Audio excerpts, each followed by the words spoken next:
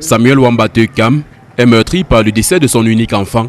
Dr Blanche Dontsa, dont les photos et messages d'hommage sont accrochés partout à son domicile au lieu dit marché B dans la ville de Tchang.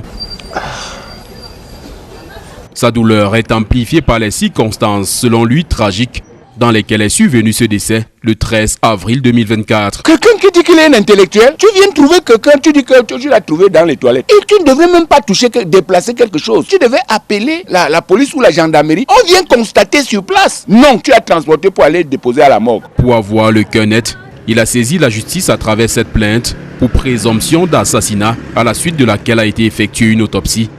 Le rapport que nous avons consulté fait état de ce que la mort de Dr Blanche Dontsa est d'origine criminelle des suites d'un traumatisme crânio-encéphalique.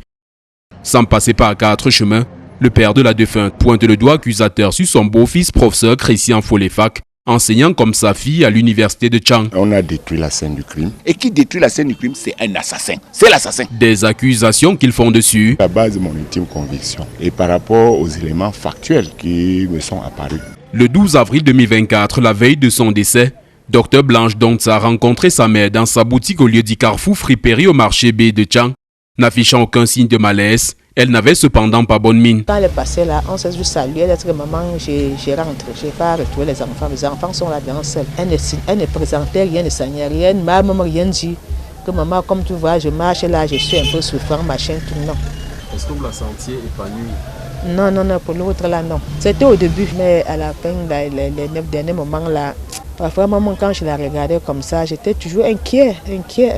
Elle était comme qui est mal aimée là. Cette apparence était-elle la conséquence de la torture ou maltraitance qu'elle subissait dans son foyer? Je ne peux pas dire ce qui ne vient pas de mon cœur et que je n'ai pas écouté. Elle m'avait jamais dit que son mari la tapait. Sauf que le père de la défunte est presque convaincu qu'elle voilait ses problèmes conjugaux pour préserver son mariage. Elle sait que si Christy savait qu'il touche ma fille, le mariage va finir. Le couple Folefak était installé ici au quartier Vallée à Tchang depuis 12 ans.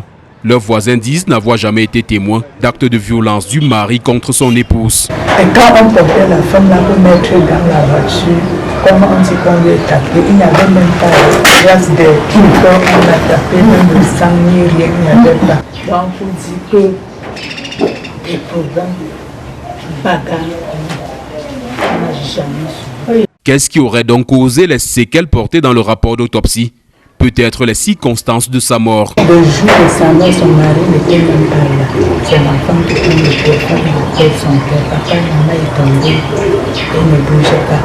Le père est arrivé où il a trouvé que comme nous, puisque je viens en bas, son mari passe passer là-bas, on commençait à crier comme secours, en train de pleurer. Après sa démission du mouvement pour la renaissance du Cameroun, au lendemain du boycott par cette formation politique des municipales et législatives de 2020, professeur Folefak avait avec certains de ses camarades créé le parti du Triangle National PTN et se présentait aux yeux de certains comme un sérieux prétendant aux prochaines élections locales à Tchang. Tel que les gens parlent lorsqu'on vous dit le grand opposant national, Folefak Christian, a tué sa femme. Et puis on parle, n'est-ce pas, de son activisme politique, etc. On s'attarde abondamment sur ça. N'eût été que le MRC ne soit pas allé aux élections en 2020, voilà quelqu'un qu'on aurait, n'est-ce pas, élu comme maire de Tchang. Ça, c'est des citations, des morceaux choisis que j'ai attrapés sur la toile. Alors, celui qui sait lire entre les lignes comprend que ceux qui l'accusent, et je dis de manière péremptoire, des affirmations graves, de ce qu'il a tué sa femme, le font pour des motifs autres que vraiment le problème de fond. Il y a de la récupération politique qu'il faut situer dans le contexte de l'heure. L'ancien maire de Tchang et ancien sénateur émet l'hypothèse d'une cabale bien ficelée pour nuire à celui qui se présente comme une menace aux intérêts politiques de certains. À haute voix, il incarne la vraie opposition à Tchang par rapport à ce qu'il a fait sur le terrain. On ne peut pas le cacher, puisque c'est de ça qu'il meurt. Il ne faut pas qu'on étouffe. Il faut que ceux qui ne savent pas savent qu'il est poursuivi, il est assommé parce qu'il représente, selon certains, selon le pouvoir, un danger. Interpellé le 17 mai 2024, professeur Folefak ne cesse de clamer à ceux qui le rencontrent son innocence. Mais ce qu'il convient désormais d'appeler avec Christian Folefak est visiblement loin d'avoir livré tous ses secrets.